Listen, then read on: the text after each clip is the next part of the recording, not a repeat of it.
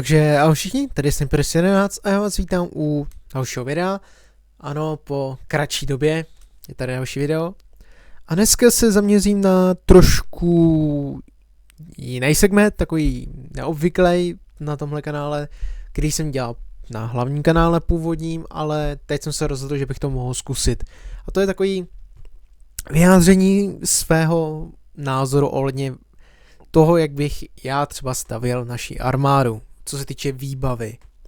Budu se hlavně bavit o pozemní technice a letecké, částečně se budu bavit o ručních zbraních, nebo zbraních, které používají přímo naši vojáci v blízkosti sebe, nevím, jak bych to měl říct, jako ruční zbraně small arms, tak abych to asi, dalo by se říct v angličtině, ale to moc jako nechci už protahovat takhle v tomhle, ale o co se jedná, jestli se ptáte, tak na hlavní kanále jsem dělal jako první video z série Vojenská technika a tak, zbraně, politika a mnoho dalšího z jiného soudku, tak jsem se bavil o tancích.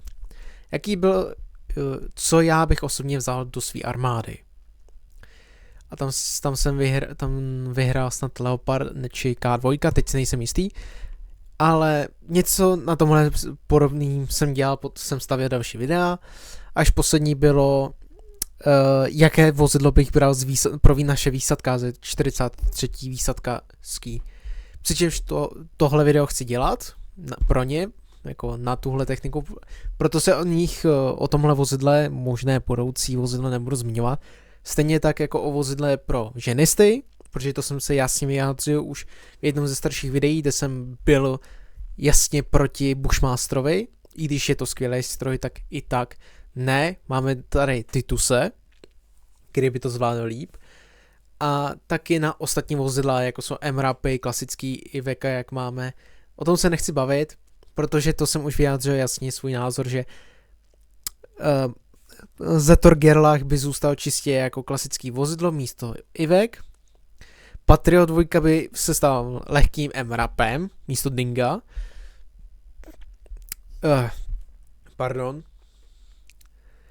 Titus by zůstal jak pro ty ženisty, tak i po případě těžký MRAP, navíc šestikolovej, taková protiváha vůči Cougarovi, ne, Caimanovi, a potom jsem tam zmiňoval Marze, toho bych nechal jako lehkou protizdušnou obranu. Na Skyrangery, ne na Skyranger, ale na RBSy, na S330 systém. Plus ještě tady nechci zmiňovat ohledně nákladácích, protože tady je jasný, kdo to vyhrává a je to jasně pro mě Tatra.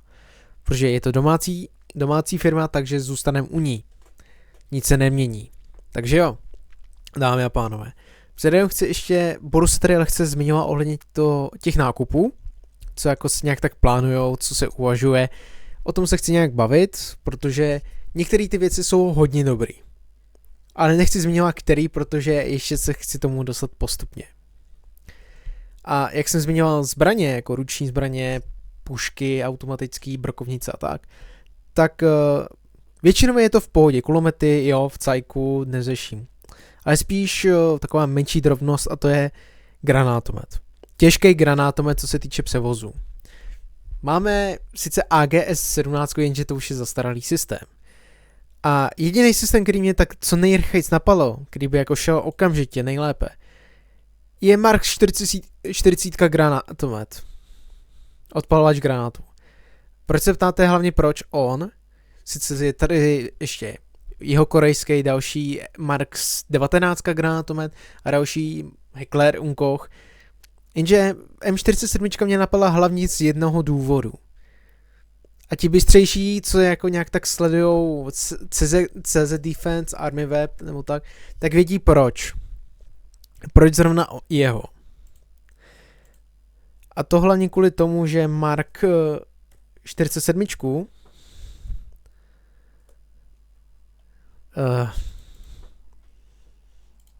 dáme granátové, tak vlastní na něj práva Colt CZ. Kupuje technologii systému automatického granátu. Vlastní prakticky ten granátomet. Je to těžký granátomet, to ano, přiznávám, ale pokud jste si nějak tak všimli, tak používají se na vozidlech lehkých, no jako nasazeno na vozidlech. Takže tenhle granátomet by nebyl špatný pro ně. Vím, že se mohl zmínit další, zmiňoval jsem, ale jsem zastánce prostě toho, co vlastníme už. Prostě co vlastníme, to koupíme. Je to sice americká zbraň, jo, říkejte si, co chcete, ale patří to naší firmě český. Takže investování do naší vlastní firmy není špatná věc. Sice ano, patří to jiný společnosti, co se týče v holdingu CZ, CZ, tak i tak. Patří to Čechům, tak to berem. Dále, jak můžete vidět, tak tady jsem se koukal na protitankové zbraně. A nebudu se bavit ohledně protitankových řízených střel, jako je Javelin či Spike. Spike beru jako hlavní zbraň, Javelin jako takovou navíc pro speciály, jak máme 601. Ale spíš ohledně RPG 75. Vím, že teď na mě budete nadávat, že ale sniper, že to je česká zbraň. Ano, já vím. Jenže víte co? Technologie jdou dopředu. Tak proč zkusit více jako rozšířit se? Jako mám tady jako 2 možnosti, co jich jako víc. NLAV či RGVčko 90. Ale nebylo by špatný, kdyby jsme se více rozjeli jako ve vývoji vlastních raketometů taky navíc, protože nic veze RPG 75, ale chtěl by to popravdě změnu za mě, pokud by naše česká firma Zeveta udělala by novější raketomet, který by nahradil RPG 75, nebudu si stěžovat. Ale zase by to chtělo investice větší. Ale uvidíme, co se stane. Plus ještě RPG 7, no, chtěl by to taky postupně změnit. Jako nic proti těm raketometům. Ale víte co? Chce to změnu trošku a více na standard NATO. Ale to jsou takové dvě věci, které mě tak jako štvou, co se týče lehčích zbraní. Jako fakt urážím naší zbraň, ale prostě chce to změnu. AGS-ko prostě vyměnit to za českou. Ty vodo, já chci vyměnit sovětskou zbraň za co vlastníme my, Češi, ale chci změnit zbraň, kterou máme my, Češi. Ty vodo, já jsem fakt zvůl ohledně tohle. Ale přejdeme na to hlavní, a to jsou vozidla. A jako první zde máme samozřejmě tanky. Tady chci jasně zmínit Leopardy 2 a 4, který nám slíbili jako za cenu. Jděte do prdele Němci, tohle mě fakt jako sere. My tady jako byli jsme první, co jako poslali Ukrajině těžkou techniku. Byli jsme první, co poslali těžký vrtulníky bitevní. Takže těch 15 dalších strojů, který chcete aby jsme zaplatili, tak nám dejte zadarmo. Jako jo, jsem proto, aby jsme měli 42 kousků, ale jako neříkejte mi, že si to nezasloužíme víc. Stejně jako zasloužíme licenci povinně zadarmo. Ale samozřejmě víte, že chceme koupit 2A8. Proti tomu nic nemám, ale když se podíváme na současný stav, tak krom 2A8, tak v současnosti pro západ se rýsují ti 2 zatím v současnosti nějak tak tanky. Nic proti Abramsu či Challenger 2, Leclercu a tak, nic proti vám. Ale v současnosti chcete jako být více dopředu, tak K2, který už je funkční stroj, rozšiřuje se postupně, sice pomalejc než K9 Thunder, ale chápeme se. A současně vyvíjený KF51. Co se týče Leopardu, jsem pro. Naše armáda potřebuje totální změnu. Ale pokud jste západní armáda, popřípadě řekněme třeba Nizozemsko, tak chápu, že chcete změnit prostě výstroj. Ale když řekneme třeba Finsko už má jako A6 verze, stejně jako Nizozemsko, ale být na místě Finska, tak já už bych uvažoval méně o Leopardech, což jako no.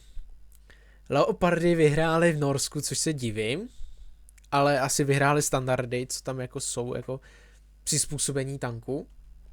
Nevím přesně, neskoumal jsem to nějak moc podrobně, ale už bych spíše koukal po K2, protože už mám zkušenost s K9, dělostřelectvem, tak proč to neskusit do jeho krajců? Ale zase KF51 má jednu výhodu.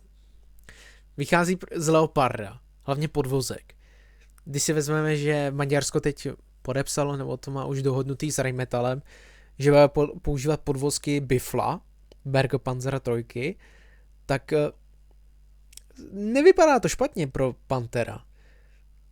Jako za mě by nebylo špatný, když jsme v současnosti na Leopardech, spojit se s Rheinmetallem mnohem více, než jak jsem říkal o Sky Rangerů, a zkusit se podílet taky na Rheinmetallu trošku, aby jsme podpořili naše zbrojovky.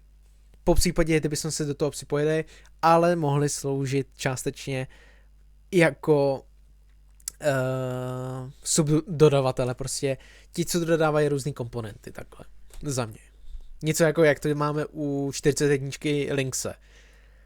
Ale pokud bych chtěl fakt hotový tank, který už je vymyšlený a je funkční, tak bych se rozhodoval mezi A8 a K2. Nic proti fakt ostatním Challengerům, Abramsům, ale v současnosti pro nás, v současnosti pro ty menší země si vyplatí jeden z těchto dvou. A já osobně jsem pro oba dva. Stejně jako i pro Panthera, i když jsem proti němu byl. Jenže ten Panther jako už jako dokáže postupně nahrazovat Leopardy některý. A4 100%, A5 až do té A6, no A6 ještě dokáže překonat, A7 už tak moc asi nejspíš ne, ale to dělám ty odhady, ale pokud chcete více jako lepšího Leoparda, jděte Panthera. Pokud chcete křížence, Abramse, Leoparda a Leclerca, berte K2. Ale já jsem 100% pro všechny tři, prostě já jsem ten guy. Já si nedokážu vybrat, protože to je prostě, chtěl bych žít polský sen. Sice ano, Poláci mají M1, Abramsy, ale prostě tam mají Leopardy, mají tady K2. Ty vole, to je tankový sen. To je tankový sen. Jako chápu, pro naší zemi se vyplatí jeden, rozumím, respektuju, že chceme Leopardy, jsem i pro ně, ale zase ta K2 má taky své výhody, protože je tříčlenná posádka automat. Jenže když se vám posadá automat, tak jste v nevýhodě. Za což aspoň K2 má lepší uskladnění munice. Víme to dobře, T72 či další Tčka, co jsou z Ruska. Ale pokud chcete více jako investovat a chcete mít trošku více, novější tank oproti Leopardu, nic proti K2, oni tohle, ale jsou si tak nějak stejný, technologicky, tak Panther se vyplatí víc jak Leopard. Ale musíte do něho investovat. Takže tady máte moje názor ohledně tanků. Já jsem jednoduše pro všechny tři. Já jsem ten magor, který bych chtěl všechny tři mít pohromadě. Ale přejdeme k BVPčkům a obecně lehčím transportérům. Tak jak dobře víte, tak máme Pandury a koupili jsme CV90. CV90 prosím na licenci automaticky už. Chceme si je vyrábět osobně. Ale co se týče těchto vozidel, tak jsem pro, aby tady zůstaly. Nemám nic proti Pumě a Skodu a tak, ale prostě ten CV90 je jistota. Ale hlavní věc, co chci říct, je více rozšířit modifikace těchto strojů. Jak dobře víte, tak se baví ohledně minometních verzích Panduru, což což není špatný, ale chtělo by to víc rozšířit i možnou těžší verzi Panduru. A to konkrétně se 120, 105 správně spíš, protože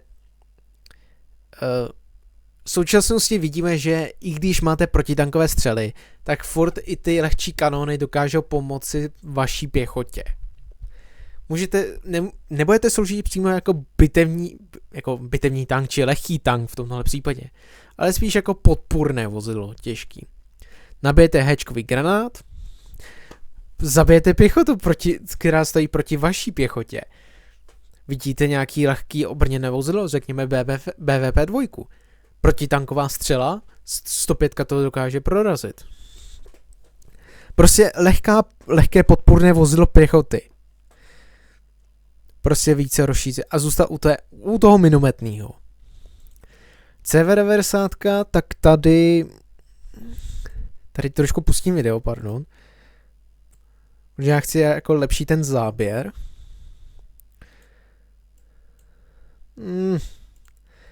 Musí hodit tak blbou kvalitu. No, sluníčko taky jako tomu nepřihrává moc.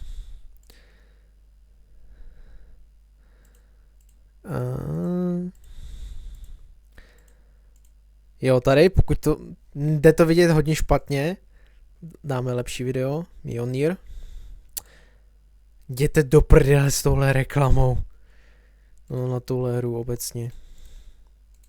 Zas? Tohle to chci. Mjolnir. Proč se ptáte Mjolnira, když jako bude mít Pandura, tak jako když máte Pandura pro 4. mechanizovanou brigádu a potom byste měli Mjolnira čistě na podporu těžké mechanizované brigády, tak by to nebylo špatný za mě. Jako více rozšířit ty samotné vozidla o další modifikace pro naší armádu. A po případě se jako více rozšířit, co se týče možné výroby pro další státy a tak. Po případě ještě lehký tank. Lehký tank CV90, 105, 120 na možnou onu podporu. Sice ano, 7. mechanizovaná má tankový prapor, ale nebylo by špatný tam mít menší protitankovou jednotku. Lehkou. Což by nebylo špatný mít třeba další brigádu navíc. Ono by to chtělo. Ta představa, kdyby, jak to je hvězdný pěchotě, služba vám zaručuje občanství, to by se jako někteří hnali proto, aby mohli mít jenom to volební právo. V armádě být. Ale prostě zůstat u těch vozidel, ale více rozšiřovat. Tohle říkám furt, ale jsem prostě proto. Plus samozřejmě protivzdušná verze. Hodíte na to Sky Ranger, na obě dvě vozidla. Hodit na to S330 na Pandura, protivzdušná obrana, stejně jako na CV90. Ono to má smysl furt to využít, ty vozidla, na více způsobů. Co se týče tady jsem se už tomu vyjádřil, samozřejmě vozidla pro výsadkáře samozřejmě budu řešit, ale v samostatném videu. Tady ohledně těch vozidel, tady jsem jasně proto, když se koupí určitý vozidlo jako Leopardy, tak se koupí ony deriváty, stejně jako u K2 či Panthera. Prostě ty deriváty na mostní tank, vyprošťovák, třeba jako Kodiak má Leopard něco takového pro ženisty, prostě tyhle ty vozidla, deriváty. Co se týče třeba AM50, mostního vozidla, no jako převážeče mostu a nevím, jak bych to měl říct správně, prostě AM50, tady prostě koupit od Excalibur Army naší EAčkovou verzi EX, nebo jak to mají, prostě tu novější verzi. Prostě neřešíme, je to naše, koupíme to. Takhle. Dělostřelectvo, tady jsem zapomněl jednu věc. Ne, o tom se nějak nechci bavit, ale tady jsem proto, aby jsme měli dva dělostřelecké pluky, co se týče děl. Jeden z Cezary, druhý z Moranama. A po případě by ještě jeden dělostřelecký pluk, ale s raketomety. Kde by hráli prim RM70 Vampire. Pokud by se nechtěli koupit lepší systém. Takhle jednoduše řečeno. Tady se u toho nechci zdržovat. protože dělostřelectvo se ukazuje jako silný nepřítel vůči jako útočníkům či samotným obráncům, takže více rozšířit jak o raketomety, tak o další díla, ale furt zůstávat na českých podvozcích. Morana by se zde hodila dobře. Nic proti Cezaru, ale prostě nekupovat víc Cezaru, ale mít více Moran. Navíc. Morany Cezary by fungovaly krásně. Plus RM70, Vampiry. Proč ne? A teď přicházíme na další věc, a to je protizdušná obrana. Jak víte, tak máme koupený Spidery z Izraele a máme RBSy. Tady mám jednodušší takový řešení, co se týče protizdušné obrany, jak bych to já řešil. Sakru, tyvaro. Pardon. Co se týče protizdušné obrany, tak tady řeším teď hlavně systémy dlouhého dosahu. Čímž hlavní soupeři jsou Patriot a Barak MX s ER raketama, který mají dostřel 150 km. Prostě systémy s dalekým dosahem, které by řešily hlavní protizdušnou obranu těžkého typu. Těžkého typu, prostě na delší vzdálenost. Tady asi jsem spíš pro ten Barak MX, protože s Izraelem máme dobrý vztahy a máme koupený Spidery. Sice ještě je nemáme, ale furt využít Izrael lépe na ty protizdušné systémy, protože jim věřím víc. Nic proti Američanům, ale Patriot teď má zase velký výhody díky nasazení na Ukrajině, kdy se střelil Kinžal. Což je docela jako smutný pro Rusáky, když starý systém protizdušné obrany dokázal vám sestřelit nejmodernější střelu cruise střelu, no. Hypersonickou střelu, lépe řečeno. Tady jsem spíš pro tu Izrael, ale Patriot by taky nebyl špatný. Jenže teď je o něho velká žádanost díky tomu Kinžálu, ale zase izraelský systém je izraelský systém. Já bych si na něho nestěžoval, ale bral bych ho, ERko. Pardon. Tady jsem prostě pro ERko. Ale bylo mi jedno, který to je systém, jestli Patriot nebo Barak. Hlavní je, že to je těžký systém daleké protizdušné obrany. Prostě jeden nebo druhý. Ale spíš jsem pro Barak, protože Izrael je lepší vztahy. Pro střední a takovou kratší vzdálenost zůstávám u Spideru. Spider za mě se vyplatí jako více rozšířená protizdušná obrana pro nás. Protože já mám taktiku prostě, když chceme bránit náš stát, tak by se mohli mít 4 těžké baterie, Barak nebo Patriot, potom 4 střední protizdušné systémy, Spider, lehčí, což by taky byly Spidery s raketama na kratší vzdálenost, a potom by zde figuroval, podle mě by se zde hodil, je Iron Dome, taky z Izraele. Systém na krátkou protizdušnou ochranu. Užitečný, funguje.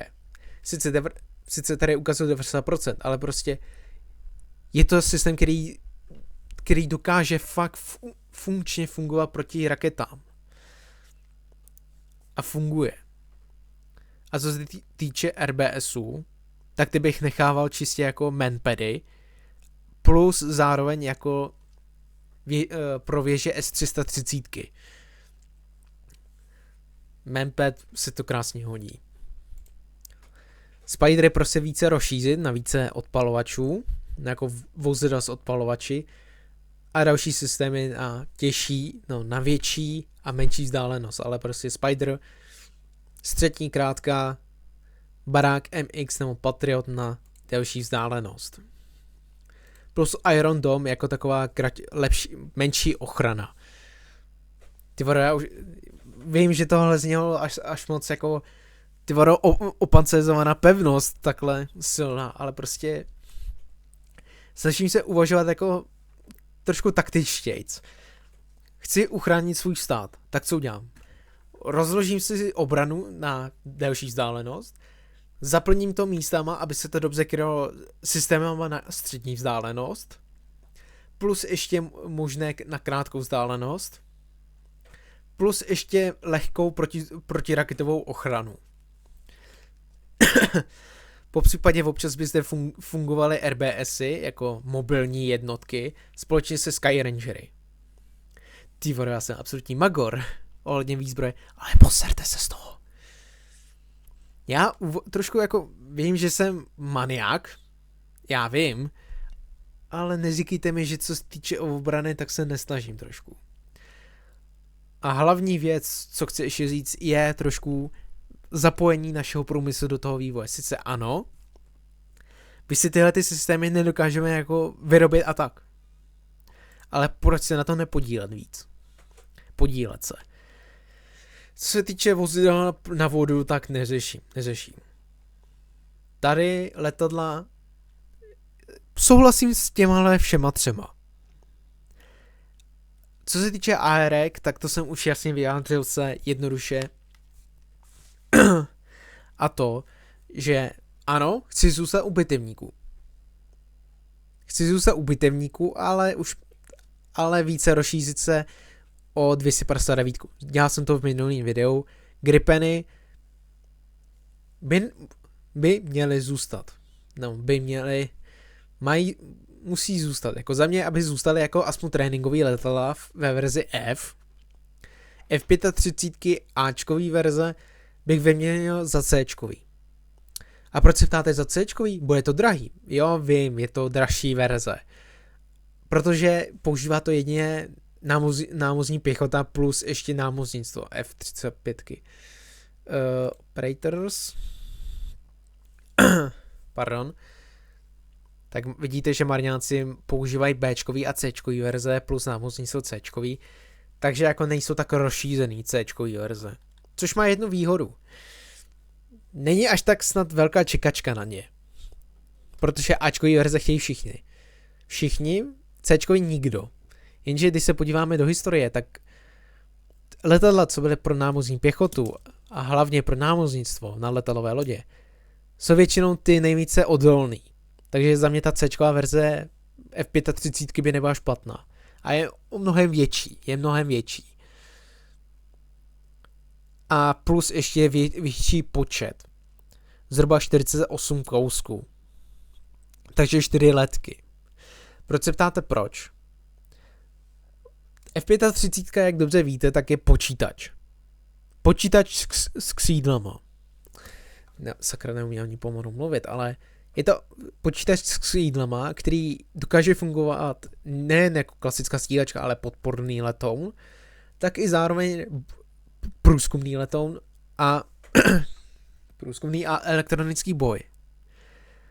Proto chci jako uvažovat nad tím, takže by F35 sloužila nejen jako samozřejmě na ochranu vzdušného prostoru, přičemž by se na tom podílely Gripeny.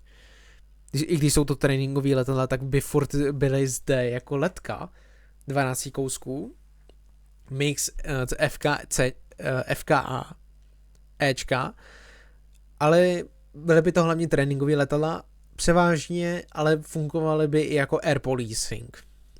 F35 by fungovaly jako klasické stíhačky protivzdušná na boj, přímo jako stíhačka proti stíhačce, sice není tak dokonalá jako F35, F22 či F17.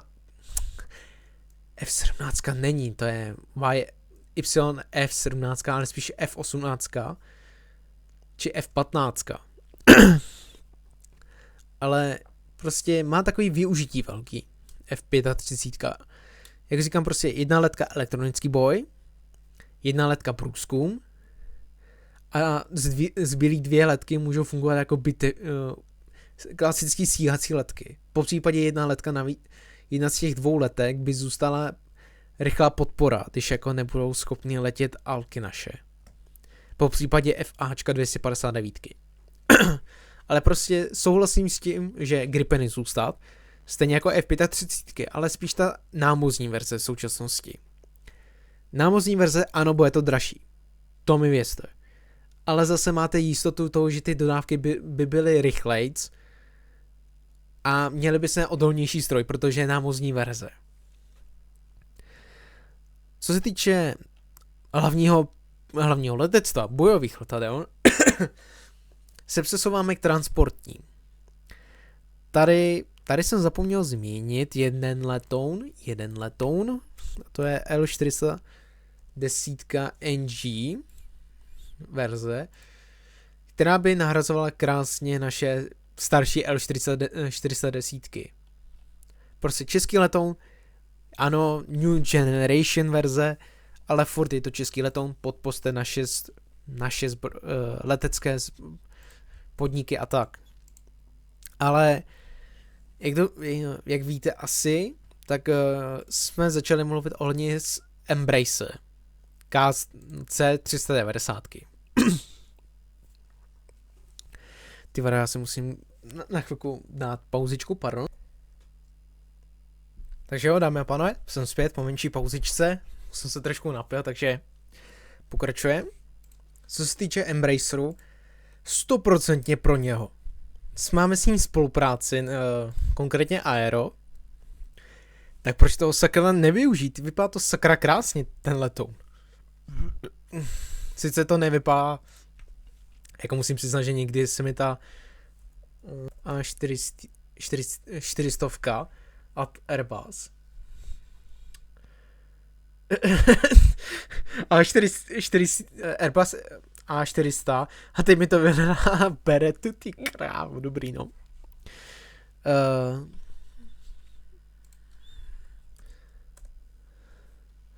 Já chci najít Airbus, lepší. Já chci teď minimalizovat tu Wikipedii, protože na hlavní kanále se to plno lidem nelíbilo, já vím, já vás chápu, ale snažím se využívat převážně hlavní stránky. O čem to řekne jako samotný majitel takhle.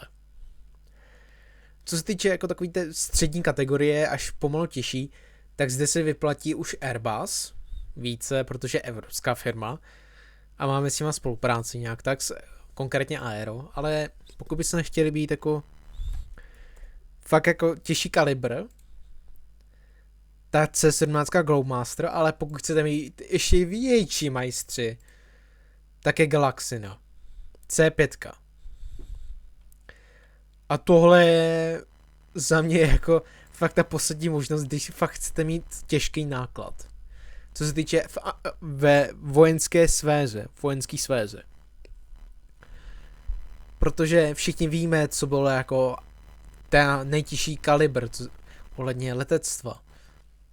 Což je AN Miria. Tohle bylo ta nejtěžší kalibr, co se týče letectví.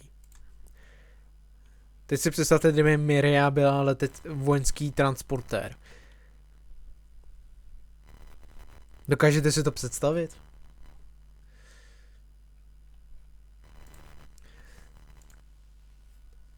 Tady jako to jednoduše ohledně Atlase. Airbus, pokud bychom chtěli jako větší kapacitu a přijali bychom se do jeho vývoje, po případě dalšího vývoje dalších Aček pro těžkou kategorii armády, tak proč ne? Ale když už má Embraer, ty vada, já už mluvím blbě, Embraera jako v spolupráci, tak proč toho nevyužít? Vypadá to krásně, to musíte přiznat. Ten letoun vypadá sakra krásně. A plno evropských armád už na něho přestupuje. Když se jenom podíváme zrychleně čistě na operátory. Vím, že jako používám takhle, ale ta Wikipedie má aspoň jednu výhru a to jsou operátoři, aspoň trošku. Tak tady máte samozřejmě Brazílii, Portugalsko, ale teď Rakousko, už jsem chtěl říct Austrálie, ty blbe. Samozřejmě my, Maďaři, Nizozemsko, Jižní Korea. Já jsem 100% proto více podpořit Embraera a zůstat u něho, ale více rozšířit, aby se měli více transportních verzí čistě, sice to nebude na tanky, ale spíš na pandury transportní. Ale neříkejte mi, že by se to nevyplatilo mít více jako jak klasický dopravák, tak zároveň tanker. Po případě na elektronický boj. Či výzvě AVAX systém. Vím, že jako naše země není až na takový úrovni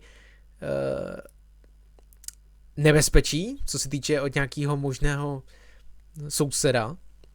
Jako jo, je tady Rusko, které by se mělo stáhnout na své zpátky území a bojovat proti terorismu. Jde to vidět kvůli tomu případu. Vím, že to znělo tady hnusně, ale byl to hnusný útok ze strany islamistů a Rusové by se fakt měli stáhnout z Ukrajiny a bojovat proti terorismu. Protože terorismus je ten největší nepřítel. Jakýkoliv terorismus. Který je prostě proti nevinným. Také to jednoduše řeknu. Ale co se týče prostě, aby jsme se vrátili k videu, tak Embraer, za mě zůstaň tady, koupíme si tě, beru více strojů prostě. Je mi to jedno, chci více strojů. Co se týče transportérů, jako těžkých transportních letadel, tak to jsme si nějak tak řekli. Bitevní vrtulníky Viper. Zůstat u Vipera prostě. Jako jsou tady další možnosti.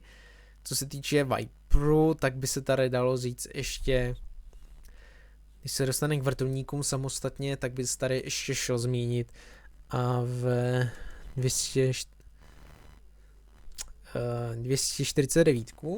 Pardon, já teď nemůžu přímo psát jako na klasický numerický klávesnici, protože jak mám nastavenou, se mi budete asi smát, nastavený 2 jako zastavení videa, tak to nechci stisknout radši.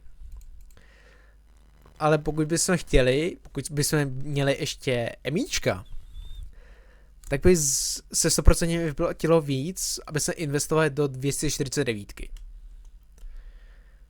Která teď bude nahrazovat 149 italský Mangusty. A předtím, kdyby se nevyhrál Viper, tak zůstat u Leonarda. Ta Augusta Westlandy, Leonarda, no. Ale za mě prostě zůstat u Vipera. Nic proti Augusta Westlandu, ale k němu se vrátíme. Co se týče vrtulníku, tak tady je to trošku specifický. Protože taky víte zprávy, že by jsme koupili Chinook. Tady ohledně Chinooků dal jsem 3 takové těžší, 2 další možné soupeře, který za mě by se dali jako nabídnout, co se týče jako dalšího možností. Nic proti Chinooku, je to skvělý stroj, prosadil se, díky jeho podle mě hodně známému případu, kdy ukradl libýský Mi-24, nevím kterou teď verzi, to byl snad ten nejznámější případ, kdy Chinook ukradl prostě vrtulník, cizí vrtulník. Ale je tady ještě známá V22 Whisper, či možná jeden z mých oblíbených vrtulníků CH-53 Kčko King Stallion. A proč se ptáte, proč zmiňuji tady ty 3? Protože v Evropě tady moc nemáme těžkých vrtulníků, co se týče s velkým prostorem. Ohledně A101 se budeme bavit. To chci si nechat, protože koukal jsem se nějak tak a nemá moc velký prostor, kdyby se dali jako nakládat vozidla, pokud se teda nemýlím. A v 01 helikopter.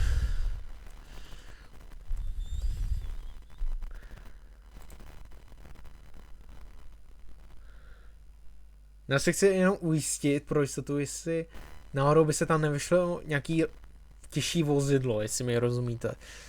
Velikostně. Vojenský.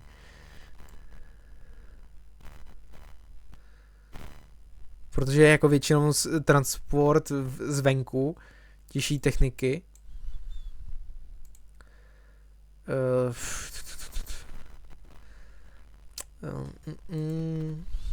Já chci zkusit najít, jestli není nějaká fotka.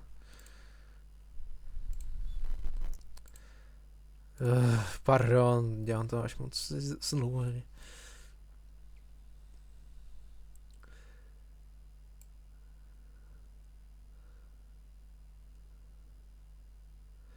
Land Rovery, takže jako pro výsadkáře, no. To není špatný. Ale pokud bychom chtěli jako těžší techniku, třeba Zetora, Gerlacha, tak to už potřebujeme těžší kategorie a tady se zde vyplatí více. Tady nechám 249, ať se něco dozvíte o ní. 101 necháme na později. Ale pokud bychom chtěli fakt těžkou techniku, těžký vrtulník na transport, tak se zde vyplatí za mě tady ty tři, jako největší soupeři. Chinook 100% na prvních místech, protože kdo by nechtěl Chinook. Potom samozřejmě Osprey, protože Osprey má jednu velkou výhodu, protože jak můžete vidět, tak jeho rotory tak může fungovat jako vrtulník, taky i jako letadlo. Protože teď ještě ve 22 nahrazuje C8, pokud se nemýlím.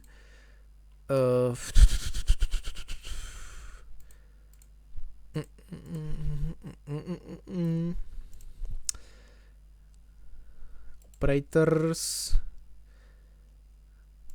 Air Force Navy, potřebuji Navy. Equipment. Si teď nespomenu, jak se jmenoval ten transportér. C2 Greyhound. Tak ty si nahrazují Osprey. Nebylo by to špatný, je to takový mobilní vrtulník, jenže prostě víceúčelový vrtulníko letoun. Jenže má nevýhodu, když zničíte rotor, tak jste totálně v prdeli. Jenže to bývá u všech. Jenže proč Cčko třeba? Používají to mariňáci. A jak dobře víte, jakou techniku používáme od mariňáků, tak proč nejít jistou cestou, kterou používají mariňáci? Jako jsou naše UHčka, Venomy a Vipery. Proč to nevyužít? Popravdě jako tady se nejsem jistý, co vybrat. Sakra.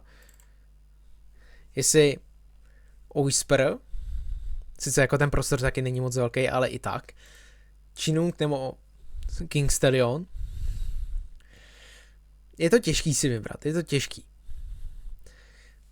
Stallion má výhodu to, že to je prostě námořní pěchota, která ho využívá hodně. A my máme jejich techniku, tak proč toho nevyužít? Jenže Chinook je starší a má větší zkušenosti. Zatímco Osprey je sice mladší stroj, který má jako kontroverzi za sebou trošku, ale je to stroj, který se teď více prosazuje a jde vidět, že ten stroj funguje a ta koncepce prostě je to těžký. Jako asi bych šel spíše CHčko, protože je to mariňácký. Ale zase bych ukřivil Chinooku, protože on je zkušenější. Řekněte mi vy svůj názor. Já asi jsem spíš pro CHčko, ale furt ten Chinook a Osprey u mě mají něco. I když já jsem člověk, který by Osprey bral jako svůj osobní transport letecký. Protože to by nechtěl mít stroj, který dokáže být vrtulník a letadlo zároveň. To by to nechtěl. Mobilní.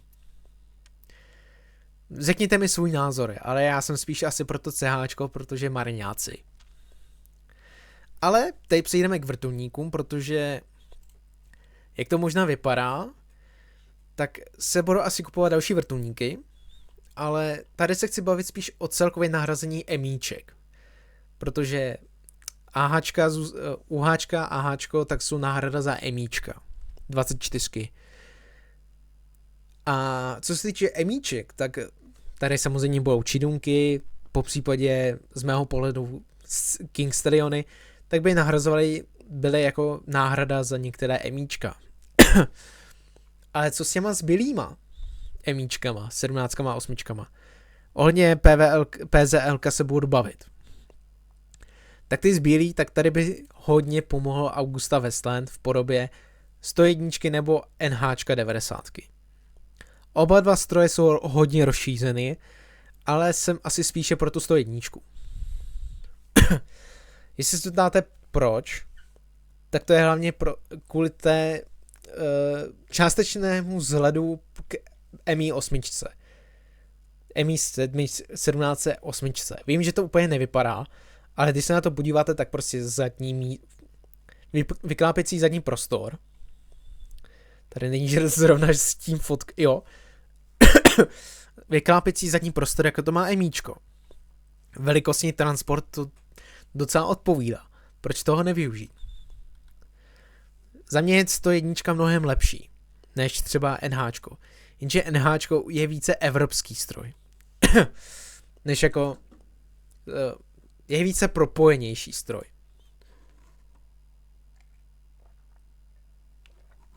Pardon. Musel jsem se napít. Ale kdyby jsem se měl fakt vybrat mezi NHčkem a 101 Augusta Westlandou, zůstávám u 101. 101 za mě je lepší náhrada za Mi 17. Navíc to vypadá jako, v některých věcech připomíná hodně Mi 17 a 8, za což jsem já rád. A dost by to nebylo špatný mít ve službě. Takhle jednoduše bych se postaral o další vrtulníky. A pokud se ptáte, proč změnilo PZL, tak teď naše ministerstvo obrany zrušilo modernizaci těchto strojů a 100% se budou vyměňovat. Zde by samozřejmě posloužil zase Augusta Westland s jejich 139 nebo 149 verzema.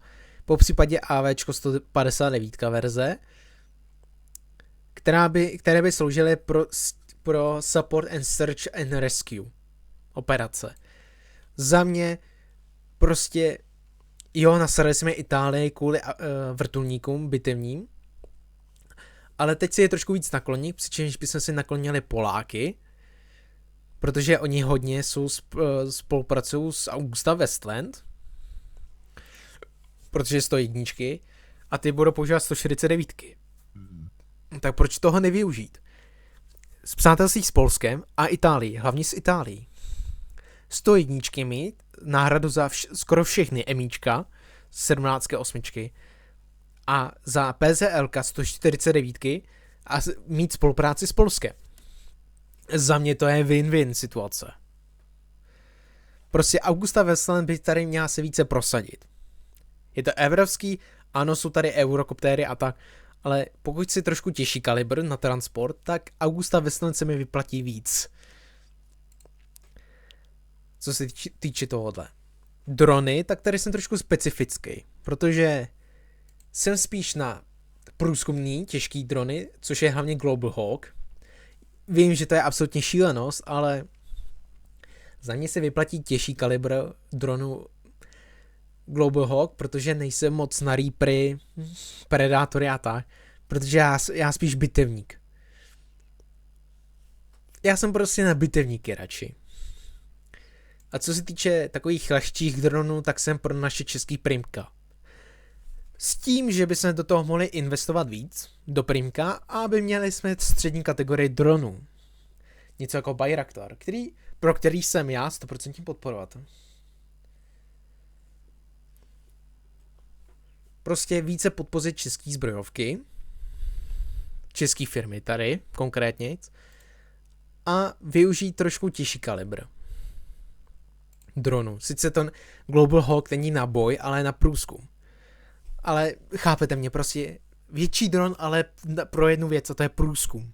Sice máme tady lehčí typy dronů, průzkumný, ale ten Global Hawk je dobrý, co se týče toho hlavního průzkumu, který by dokonale fungoval s F-35 na průzkumné operace. A co se týče tréninkových letadel a vrtulníků, Eurostary NG verze. 100% pro letectvo.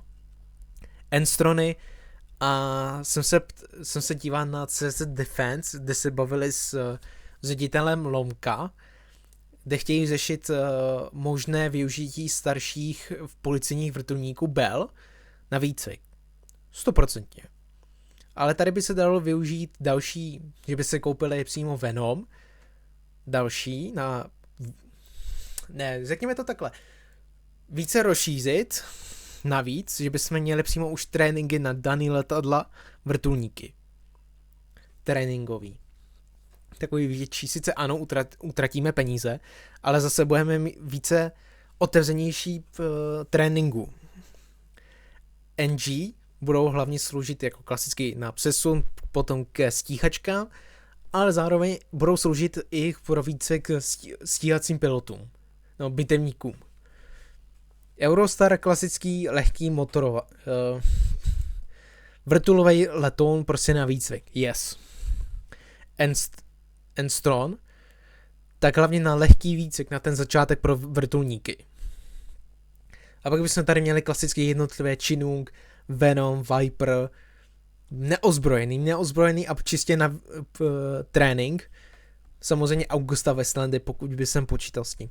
Prostě rozšířit tu flotilu tak, aby si byl trénovaný na všechno postupně. Samozřejmě Sáby by tady létaly, Gripeny konkrétně nic lépe. F-35, prostě větší možnosti tréninku. Otevřenost tréninku. A takhle je můj názor ohledně vojenské techniky. Celkově jako, co já bych sám vybral. Vím, že některé věci se vám nemusí líbit, napište mi to do komentáře. Ale snažím se držet prostě standardu NATO. A co mi přijde jako za mě správný. Takže jo. Já doufám, že se vám tohle mega video líbilo. Mega, protože jako se skoro hodinu mě sledovat občas to by dalo jako odsaz, šílenost. Ale takhle jednoduše. Já děkuju, jestli se na tohle video podíváte, napíšete svůj názor, dáte like či dislike, sdílet, odebírat, zvoneček a v komentářích budete mít odkaz na všechny odkazy, který jsem zde použil. Sice ne úplně všechny, ale většinu, 90% tady mám. Budete tam mít. Plus samozřejmě klasicky další kanály, no místa 11 sleva. Hlavní kanál na hry, Facebook, stránka Instagram, Twitch kanál Insana, plus ještě Freds. A to je tak všechno pro tohle video, takže já se s vámi loučím. Prozatím. Čau.